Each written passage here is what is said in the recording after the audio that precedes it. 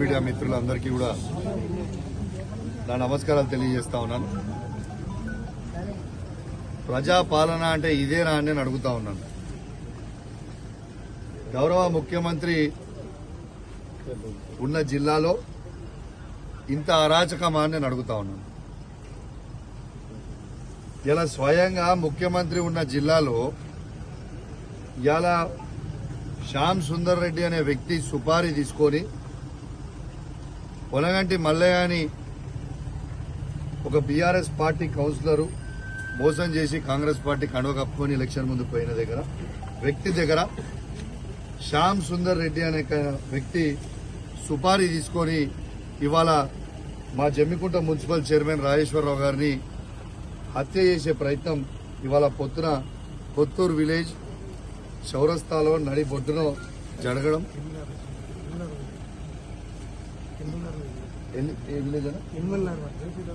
JP దర్గా దగ్గర Ilmun Nagar village లో ఇవాళ చంపే ప్రయత్నం చేయడం చాలా బాధాకరం అని చెప్పి సందర్భంగా తెలియజేస్తాం. నిన్న తుంగతుర్తిలో అట్లనే మా బీఆర్ఎస్ పార్టీ కార్యకర్తను ఆడగూడ కొట్టడం జరిగింది.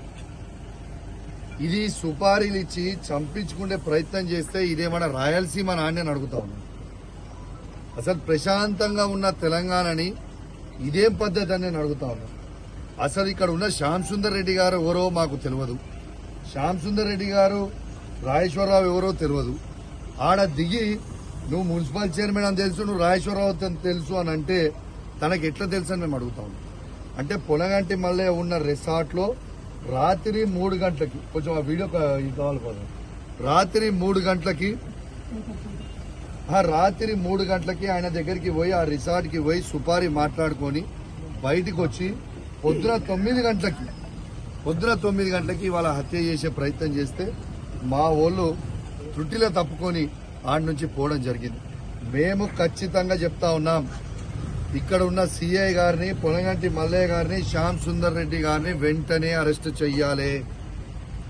వాళ్ళని అరెస్టు చేయకపోతే తీవ్రమైన పరిణామాలు ఎదుర్కొనే పరిస్థితి వస్తుంది. రేపు ఇవాళ వాళ్ళని అరెస్ట్ చేసి యాక్షన్ తీసుకోకపోతే, ఇలా కాంగ్రెస్ పార్టీ వాళ్ళు వాళ్ళని చెప్పి యాక్షన్ తీసుకోకపోతే ఖచ్చితంగా మేము చెప్తా ఉన్నాం, ఇక తీవ్రమైన పరిణామాలు ఎదుర్కోవాల్సి వస్తుంది. రేపు మా గౌరవ వర్కింగ్ ప్రెసిడెంట్ కేటీఆర్ గారు కూడా ఇడికి రావడం జరుగుతుంది, న్యాయం జరగకపోతే అని చెప్పి ఈ సందర్భంగా మీ అందరికి కూడా తెలియజేస్తాం.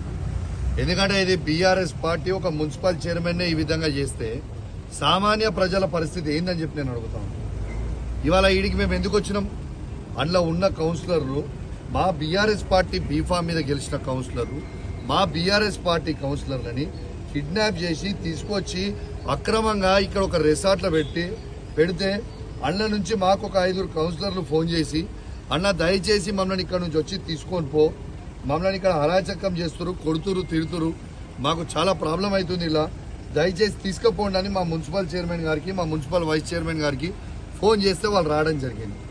వచ్చి ఏం చేసినాం, ఆడికి పోయి మేము వాళ్ళ రిసార్ట్ ఇక్కడ నుంచి 5-6 కిలోమీటర్లు దూరం ఉన్న ఇక్కడికి వచ్చి వాళ్ళు చంపే ప్రయత్నం చేస్తా ఉన్నారంటే, వాళ్ళు శ్యామ్ సుందర్ రెడ్డి అనే వ్యక్తి వచ్చి నువ్వు నడరా, నేను చంపుతాంరా అనే ప్రయత్నం చేస్తే, ఇంత లావు కట్టెతో కొడతా ఉంటే, తల మీద కొట్టబోతే ఇవాళ తన ఆప్తే తన ఏళ్ళు ఫ్రాక్చర్ అయినాయి. ఇది పరిస్థితి. ఇవాళ వాళ్ళ మా మైనారిటీ సెల్ అధ్యక్షుడు బీరాజ్ పడి కొడితే వార్తలు చూడండి. గిదా పరిపాలన అంటే? మేము దీన్ని తీవ్రంగా ఖండిస్తా ఉన్నాం. ఖచ్చితంగా యాక్షన్ తీసుకోవాలని డిమాండ్ చేస్తా ఉన్నాం. లేకుంటే తీవ్రమైన పరిణామాలు కూడా ఎదుర్కోవాల్సి వస్తుంది. వీరు ఎవరు కూడా మర్చిపోవద్దు. మన అందరం కూడా స్థానికంగా ఇక్కడ ఉన్న జమ్మికుంట కౌన్సిలర్లకు కూడా చెప్తా ఉన్నాను, అందరం కూడా మళ్ళీ స్థానికంగానే ఉండాలి. మీ అందరూ కూడా స్థానికంగానే ఉండి మన అందరం కలిసి ఉండాల్సిన వాళ్ళం.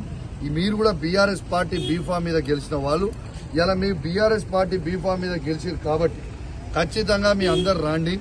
రేపు విప్ జారీ చేస్తే మీ ఉన్న కౌన్సిలర్ అందరివి కూడా పోయే ప్రమాదం ఉంటుంది.